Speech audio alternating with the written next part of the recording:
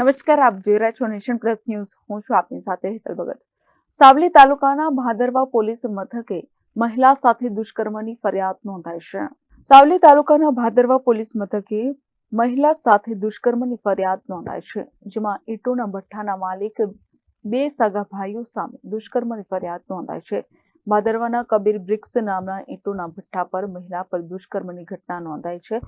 ભઠ્ઠાના માલિક કાલુ શરમતુલ્લા પઠાણ અને એનુલ હસન શરમતુલ્લા નામના ઈસમો સામે ફરિયાદ નોંધાઈ છે. મહિલાને 25મી ડિસેમ્બરની રાત્રે 11 વાગે ઓફિસમાં બોલાવી એનુલ હસન પઠાણ નામના ઈસમે દુષ્કર્મ આચરીને મહિલાના પતિને મારવાની ધમકી આપી હતી.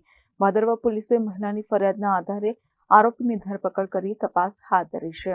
Bureau report, Nation Plus News, Savli. સમાચારોના સતત અપડેટ મેળવવા માટે અમારી નેશન પ્લસ ન્યૂઝની યુટ્યુબ ચેનલને સબસ્ક્રાઇબ કરો, બેલ આઇકન દબાવો અને જોડાયેલા રહો ફેસબુક, ઇન્સ્ટાગ્રામ અને ટ્વિટર પર.